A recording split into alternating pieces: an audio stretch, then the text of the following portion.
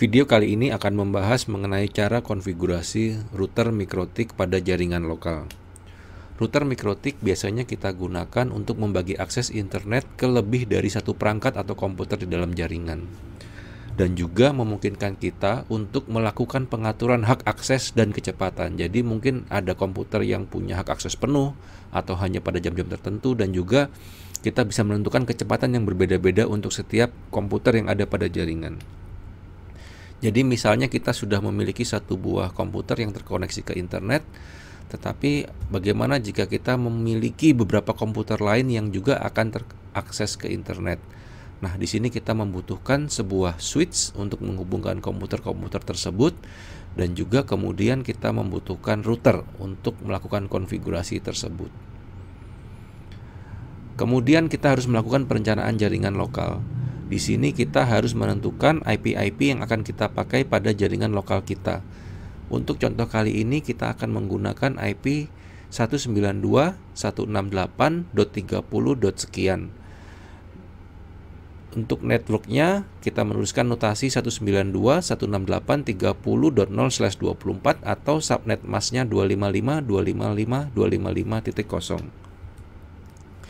Dari range IP tersebut kita juga harus memilih satu buah IP yang akan kita pasang pada interface lokal di router kita. Misalnya untuk contoh ini kita akan menggunakan IP 192.168.30.1 sebagai IP router kita. IP ini yang akan menjadi gateway dari komputer-komputer di jaringan lokal. Kemudian untuk akses ke internetnya kita harus mengetahui juga beberapa data yang biasanya kita dapat dari ISP kita. Misalnya kita menggunakan IP statik, maka kita membutuhkan IP address router, biasanya IP public atau subnet masknya, kemudian juga gateway-nya, dan juga IP DNS server. Atau juga bisa saja kita menggunakan DHCP. Atau juga misalnya kalau kita menggunakan DSL, biasanya kita menggunakan sistem PPPoE, di mana kita membutuhkan informasi, kita harus tahu service name dan juga passwordnya. Pertama-tama kita akan melakukan konfigurasi IP address pada laptop kita. Di sini kita akan memasukkan IP address sesuai dengan planning kita tadi, yaitu 192.168.30 titik sekian. Kita akan pakai yang titik 10. Kemudian subnet masknya adalah 255.255.255.0. Kemudian IP router kita atau IP gateway adalah 192.168.30.1. Jangan lupa juga memasukkan data DNS. Di sini kita akan menggunakan 192.168.30.1 sama dengan IP pada router kita. Selanjutnya kita akan melakukan konfigurasi awal untuk perangkat router board kita. Kita menggunakan aplikasi Winbox. Anda bisa download di mikrotik.com atau di mikrotik.co.id. Kemudian setelah kita buka, kita klik di sini. Di sini akan tampak router board yang terhubung langsung ke laptop kita. Pastikan bahwa antara laptop dan router board sudah terhubung menggunakan kabel Ethernet. Kemudian untuk membuka, kita klik pada MAC address di sini. Kita menggunakan user admin dan tidak menggunakan password. Supaya kita menggunakan router board tanpa konfigurasi apapun terlebih dahulu, kita akan klik remove configuration. Di sini bisa kita lihat bahwa tidak ada IP address yang sudah terpasang. Langkah selanjutnya adalah kita memberi nama pada router board kita supaya kita tidak bingung jika kita menggunakan lebih dari satu router board. Misalnya kita memberi nama router board kita ABC di sini. Oke. Nah, di sini juga akan tampak pada bagian atas Winbox ada tulisan nama router board kita, dan juga kalau kita melakukan konsol terminal di sini juga akan tampak nama router board kita. Langkah selanjutnya adalah kita akan membuat user ID baru, username baru untuk router kita. Di sini kita ke sistem, user, sudah ada user admin sebagai default user dari router board kita. Kita akan membuat user baru, misalnya teknisi. Kemudian grupnya kita ubah menjadi full. Kita apply di sini. Kemudian kita akan beri password. Jangan lupa untuk memberi password. Misalnya kita beri password di sini harus sama. Oke, user teknisi sudah siap kita gunakan, dan jangan lupa kita mendisable user admin.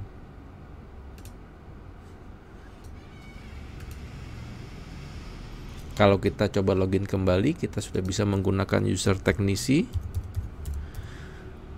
dengan password yang sudah kita masukkan tadi. Di sini kita login menggunakan user teknisi. Selanjutnya kita akan melakukan pengaturan pada router. Percobaan kali ini menggunakan router board 433 yang memiliki 3 buah port Ethernet. Kita harus memilih interface mana yang akan menghubungkan network lokal dan interface mana yang akan terhubung ke internet. Di sini saya memilih Ether 2 untuk penghubung ke network lokal. Kita akan menambahkan IP address untuk interface ini. IP address, di sini kita akan menambahkan address. Di sini IP-nya adalah 192.168.31, dan jangan lupa untuk memasukkan simbol netmasknya /24. Kemudian kita memilih interface name-nya Ether 2.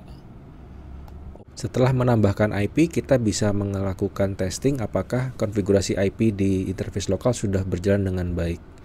Kita akan ping ke 192.168.30.1 dari laptop kita, dan IP ini adalah IP router kita. Oke, sudah terkoneksi dengan baik, berarti konfigurasi kita sudah benar. Kita akan lanjut untuk melakukan konfigurasi pada interface public. Interface public yang kita gunakan adalah Ether 1. Di sini Ether 1 kita hubungkan ke ISP. Kalau ISP kita menggunakan DHCP server sehingga kita hanya perlu menggunakan DHCP client, maka kita tinggal mengaktifkan DHCP client. DHCP client, di sini kita tinggal memilih interface mana. Karena di sini adalah Ether 1, maka kita akan pilih Ether 1.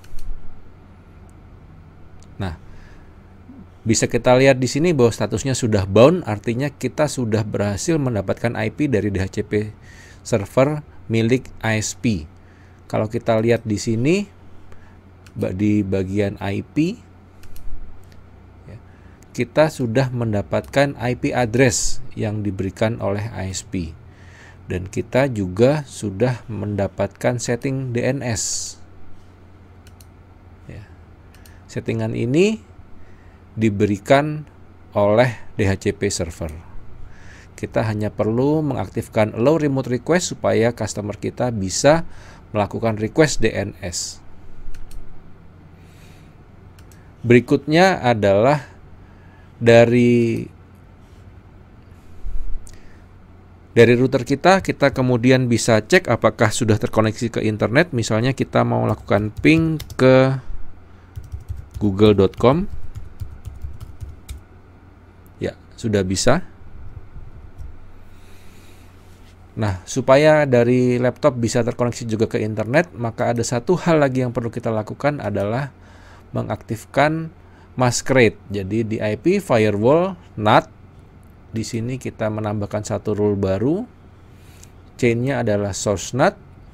Kemudian kita pilih out interface. Karena out interface yang berhubungan dengan ISP adalah Ether 1, di sini kita pilih Ether 1. Kemudian kita ke bagian action. Di sini kita pilih action masquerade. Action ini akan mengubah IP address private kita menjadi IP address public. Saat ini seharusnya laptop kita sudah bisa terkoneksi ke internet. Kalau kita coba ping ke internet,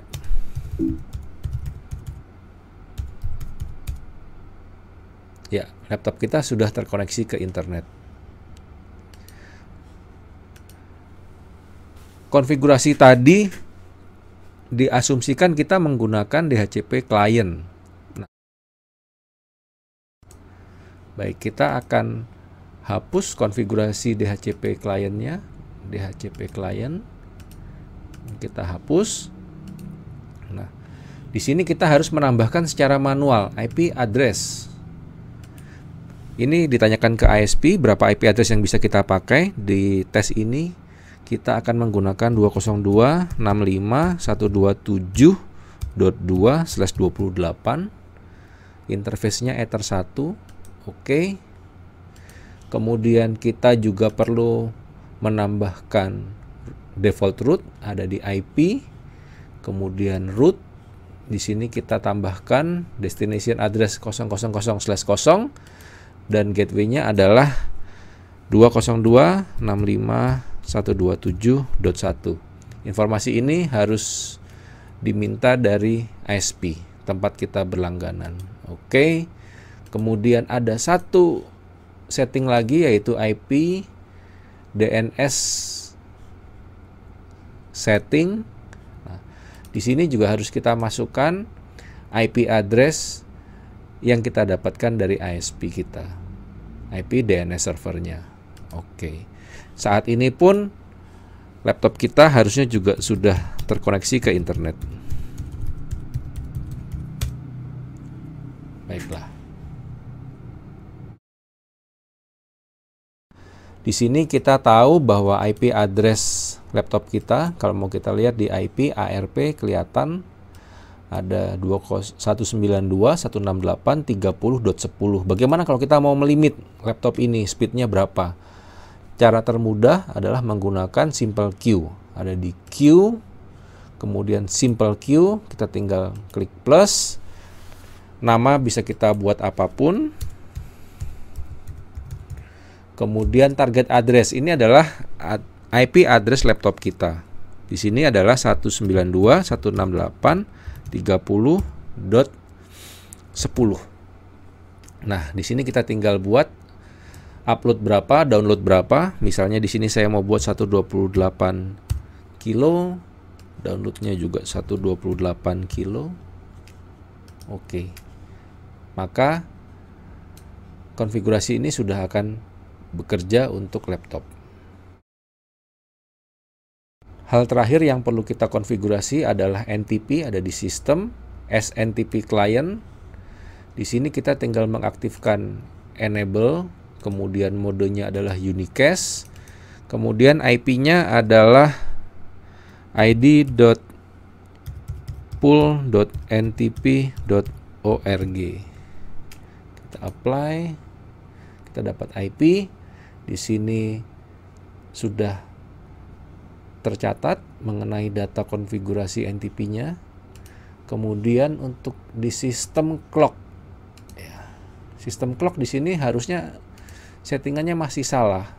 Tapi kalau kita mau perbaiki, di sini bisa kita ganti menjadi Asia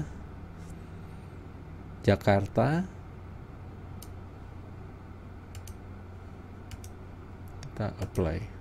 Ya.